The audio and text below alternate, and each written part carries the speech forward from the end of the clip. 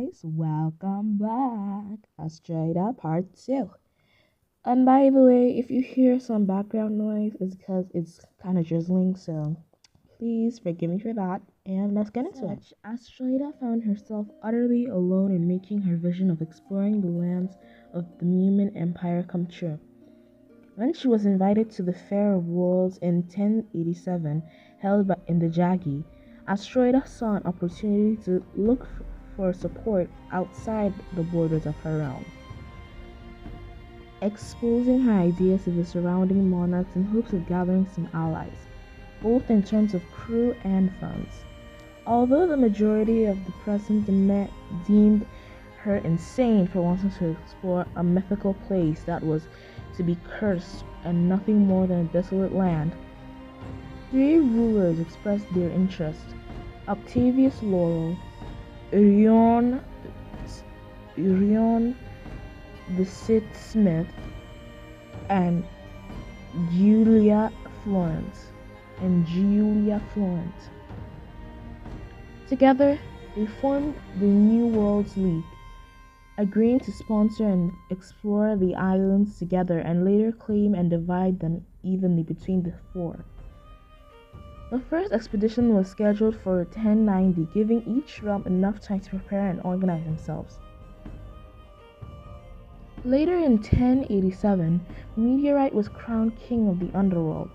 Knowing just how much his sister loved a good life-threatening challenge, Meteorite invited Asteroida to participate in the Underworld Games, who according to all testimonies would have won every trial, slaying hell beasts and throwing flame logs without taking a grin off her face. In the end, she was presented with a replica of the Underworld's crown by Meteorite, which the queen adopted as her royal crown just to spite her ministers. If I'll always be a demon queen in their eyes, I might as well wear a fitting crown, she used to say. Regardless, such stand proved pointless once she learned her ministers had alternatively labeled her Queen Monster in her back. Sensing the queen's simmering frustration, Asteroida was intercepted by Lord Rudo Avarius, who suggested she take a walk with him to clear her mind. A walk which ended up being an aerial tour of Avaria, Zateria, and the Monster Nations, where from the back of her ministers, Asteroida saw for the first time the precarious conditions her monster citizens lived in.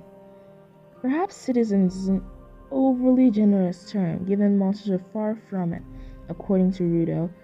Although they had been integrated in the United Kingdoms during Queen Star's reign, there hadn't been any efforts to value the monster nations ever since Helena the Persistent.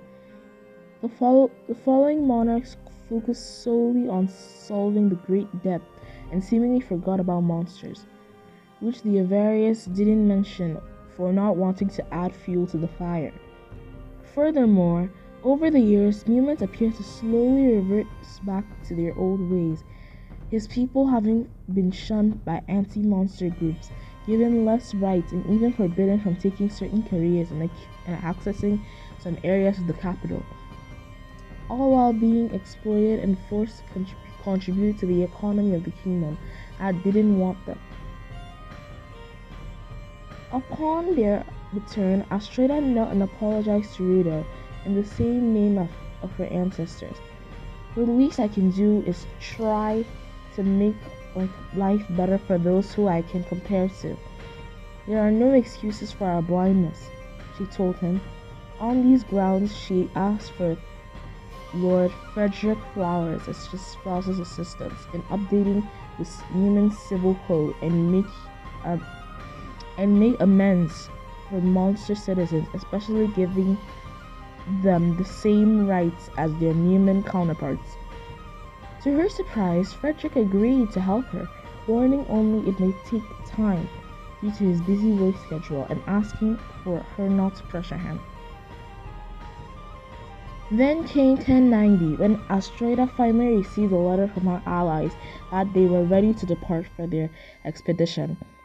She put together an armada of 12 vessels the flagship being a replica of the legendary sea star captained by the Queen and her old crew. Additionally, she used her status of Queen Admiral to enlist Bering's ship, who had himself ascended to the rank of Admiral the previous year following Bohol's retirement. The first expedition departed a week after the spring equinox, meeting with the other kingdom's ships in the Muni River Delta before passing Clifford Bay and regrouping in Chimera's ports as the last stopover. There it was defined Butterfly would take the South Isles, Laurel the North, and Smith and Florent were destined to east and west respectively, in order to cover ground faster. Sea Star II reached its destination 28 days after leaving Port Waterson, with the disembark being recounted by Queen Asteroida herself.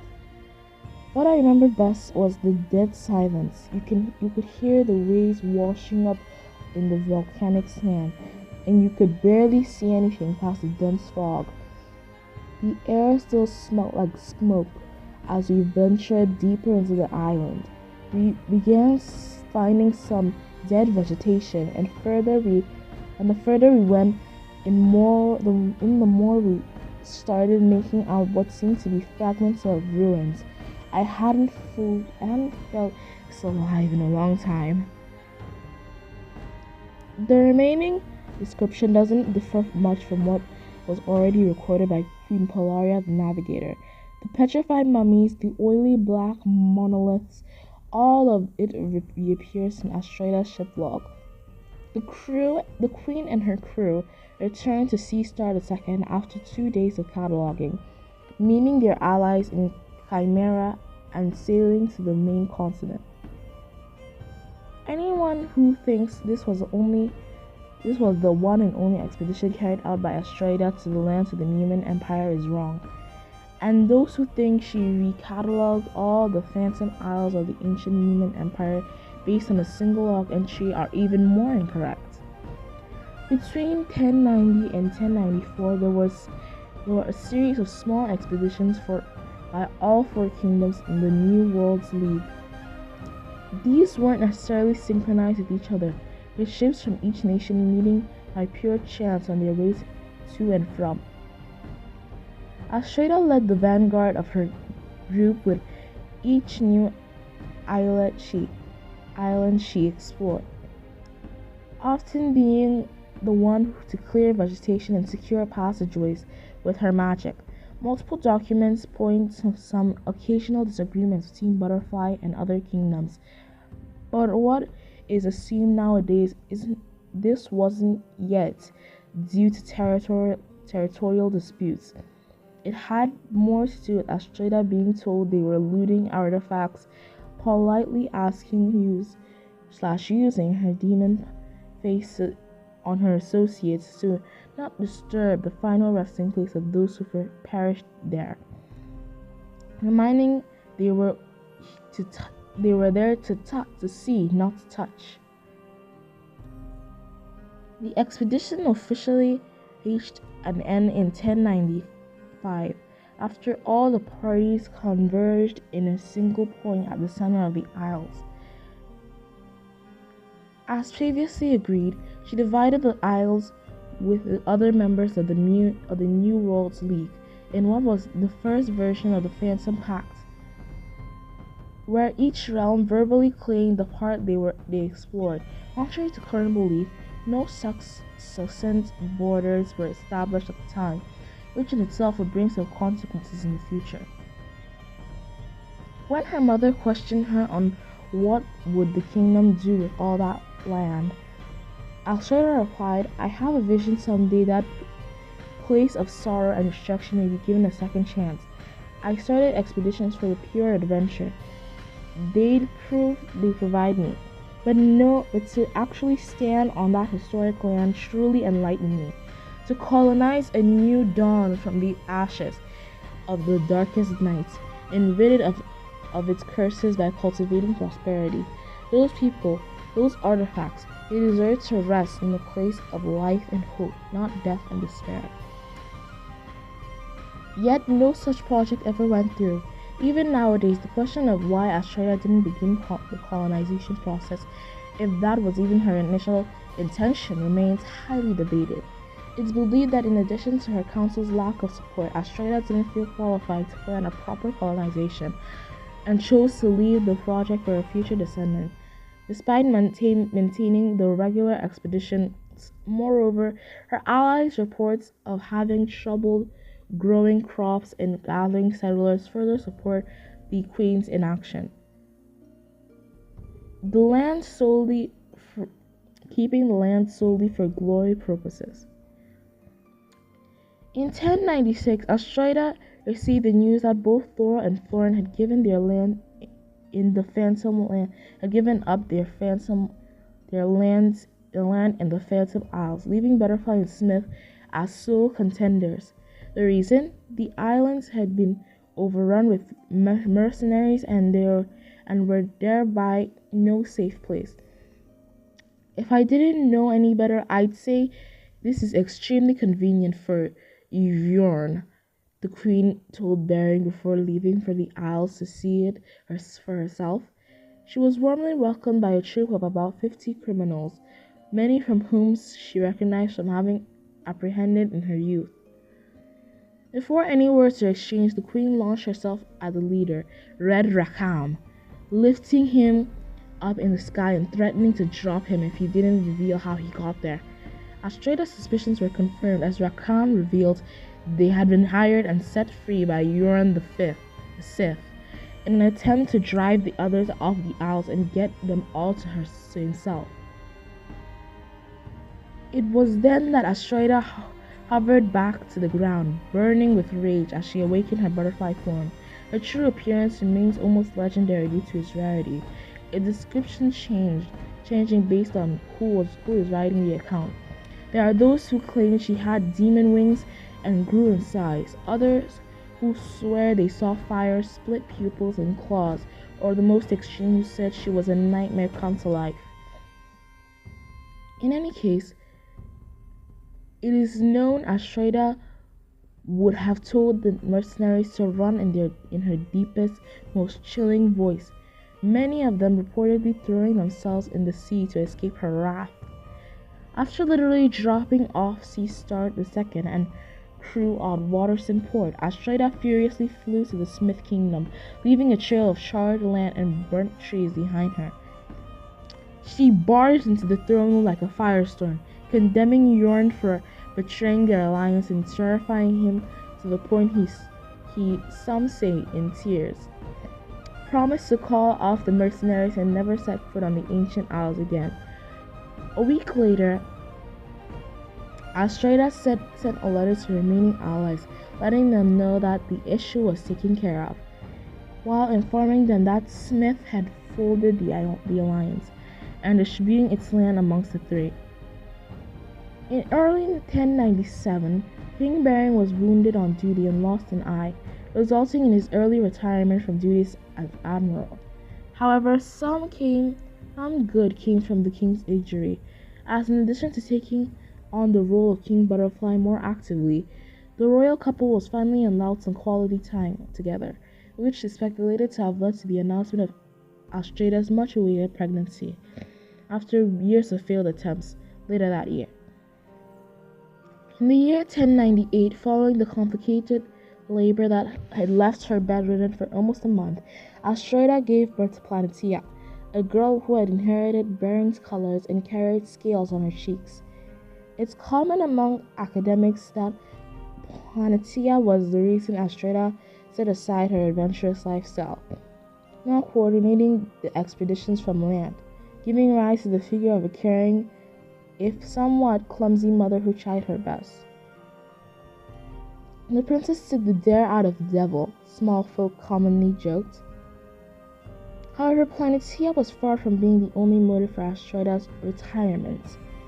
As had been the case with the previous hybrid queens, the strain from her daughter's birth put on the queen's body proved to have more consequences than Asteroida was willing to admit. Especially with her magic, both Butterfly and Lucifer. Physically, I felt I could live for another 1,000 years, but my magic, it's as if I'd been trained. Even casting a simple fire spell leaves me exhausted. I feared the end of my days as a magical creature are near, she confided in Bearing. The following year, the entire court was shaken by the sudden death of Lady Hyacinth Flowers, following the childbirth of her second son. Queen Asteroida had offered her deepest condolences to the widower Lord Frederick, while at the same time questioning the progress of the revised civil code, which he supposedly started 12 years prior. With a certain indifference, Frederick told her these things take time, albeit implying a small incentive might motivate him to finish faster. He then proposed to marry his eldest son to the future queen as a token of good faith. Willing to do anything to see the project come to fruition, Asteroida accepted, sealing the nuptial agreement of Planitia and Dominic Flowers. In 1105, Asteroida sent Princess Planitia to study at Alfendor, following a concession between the two. Still on her heiress, Asteroida would pass the royal wand in 1012, 2 years before the princess graduated with honors from the university dimension. It was the last time Asteroida was seen in public, with no one expecting tragedy that would come. In 1114, months after Planetia's graduation, Asteroida had received a distress letter from one of her ships in the Phantom Isles. Although the queen didn't specify what the urgency was, it's known it worried her enough to take the king Bearing along in what she promised her daughter was her last expedition, which had rarely occurred since Planetia's birth. On the majority of history books, this is where Queen Asteroida's chapter comes to an end. She never returned from her journey, and the mystery of what happened to her remains. I, however, am not in most history books. Despite having disappeared with Asteroida, the final pages of the Sea Star II's logs are filled, giving me access to its information. Only one other person is aware of the paragraphs that follow, but that is the subject for another time. Without further ado, let me finish this. Almost expectedly, the distress call was forged by being issued by an armada of Smith ships that awaited the Queen upon her arrival. Gravely outnumbered, Sea Star II was chased by the enemy vessels past the islands and even the Thing's statue, until it was fully cornered in the Bermuda Quadrangle. The record abruptly ceases right after that. Asteroida's death was formally declared in the Butterfly Kingdom 4 months after her departure, when all hope that the Queen's vessel may return was lost. Funeral rites were held in honor of all those who disappeared along with the Queen Asteroida, including King Bearing. There were no fake remains buried in the crypts, contrary to popular belief, as Asteroida's sarcophagus was filled solely with her crown and coronation vestments. To this day, there are multiple theories on what happened to Asteroida the Daredevil, her disappearance being regarded as Mooney's biggest mystery. There are those who believe the Sea Star II became a ghost ship drifting alone in the ocean, waiting to be found. Some more popular creatives will say that Asteroida and her crew were transported to another plane of existence, still trying to find their way back. Or the most popular myth that says the Sea Star II will once again return in the misty morning, revealing Asteroida and her crew, saving Mooney from any crisis it faces at the time. Whatever the case, they remain just as legendary as the Phantom Isles they were before the reign of Asteroida Butterfly. Asteroida exploring the Phantom Isles of the ancient Union Empire in 1090. That was a biography of Asteroida Butterfly, the Daredevil. Honestly, her bio was really short, really short. But I am happy that I've gotten through it, and now we are heading to Planetia. We are almost done with the Golden Ages, y'all. Soon we'll be at Asteroida. Oh my god, I'm so happy. Okay, let's get into Planetias. See you in a few days.